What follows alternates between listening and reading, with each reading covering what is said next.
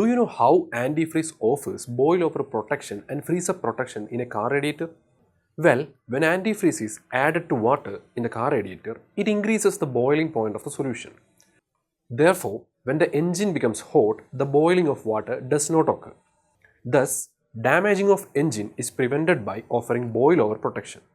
Similarly, the addition of antifreeze also lowers the temperature of the water in the car radiator, so that the solution will not freeze even when the temperature falls far below 0 degrees Celsius.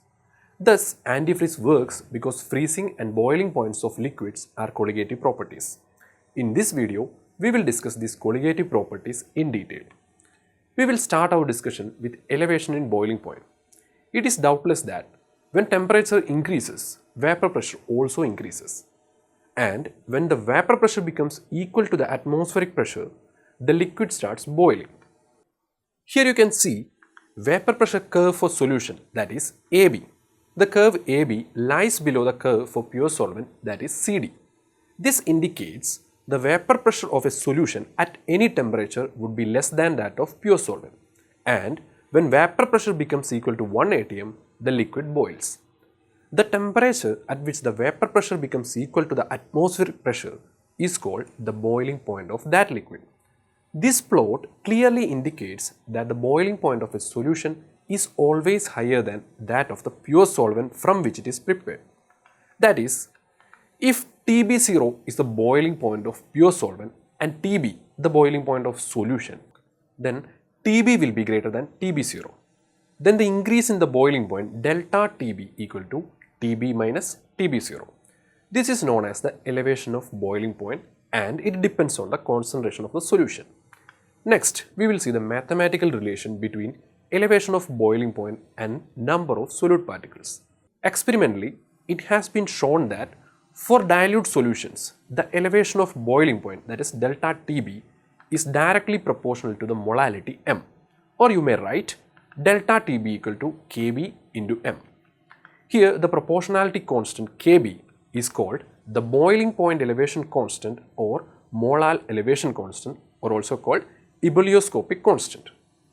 Molar elevation constant is defined as the elevation in boiling point when 1 mole of solute is dissolved in 1 kilogram of solvent. Now you have to recall the expression for molality. Suppose W2 gram of solute of molar mass M2 is dissolved in W1 gram of solvent with molecular mass of M1. Then molality M of the solution is given by the expression M equal to W2 into 1000 divided by M2 into W1. Substituting the value of molality in equation number 1, we will get delta Tb equal to Kb into 1000 into W2 divided by M2 into W1. You may rearrange this equation to determine the molar mass of the solute if a known mass of solute is taken in a known mass of the solvent. Here, delta Tb is determined experimentally for a known solvent whose Kb value is known. Thus, elevation of boiling point depends on the number of solute molecules rather than the nature. Hence, it is a colligative property. Now, we will discuss depression of freezing point. As discussed earlier, at the freezing point of a solid, the solid state will be in dynamic equilibrium with its liquid phase. Or in other words, freezing point is the temperature at which the vapor pressure of the substance in its liquid phase is equal to its vapor pressure in the solid phase. When a non-volatile solute is added to a solvent, its freezing point gets reduced. To have a clear picture of this, we will discuss the plot of vapor pressure of a solvent and a solution at a varied temperature. Here you can see when the solvent is cooled, vapor pressure decreases along the curve AB. At point B, the solid starts forming. If cooling is continued, then the vapor pressure will decrease steeply to point C. In fact, point B is an equilibrium between liquid solvent and the solid solvent. This temperature is the freezing point of the solvent denoted as TF0. You can also infer from the plot that curve ED lies below that of the solvent.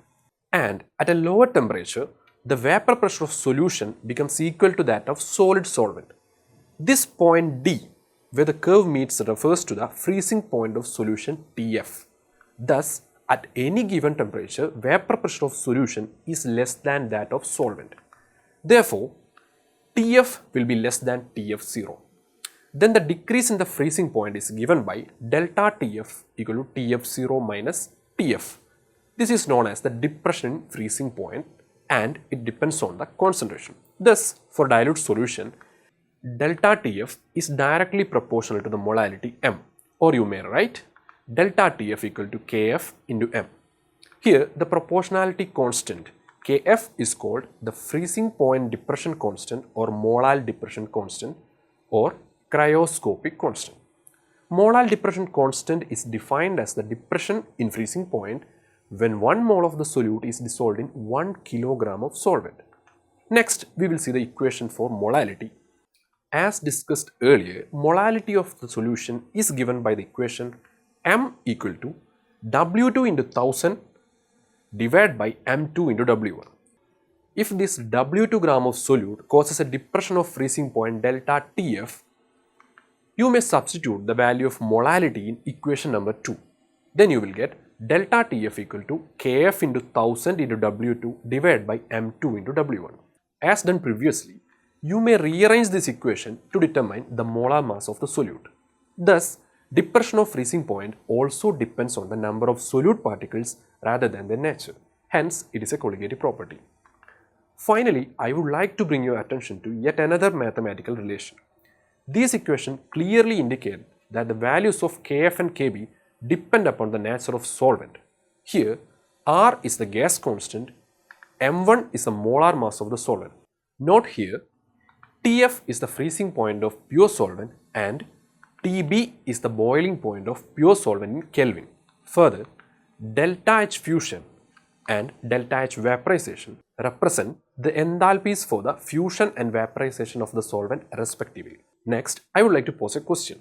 You might have seen shrinked raw mangoes which are kept in salt water, right? Why does the raw mangoes shrink in the salt water? Well, we will discuss the chemistry behind this phenomenon in our next video. Now, I will summarize this video.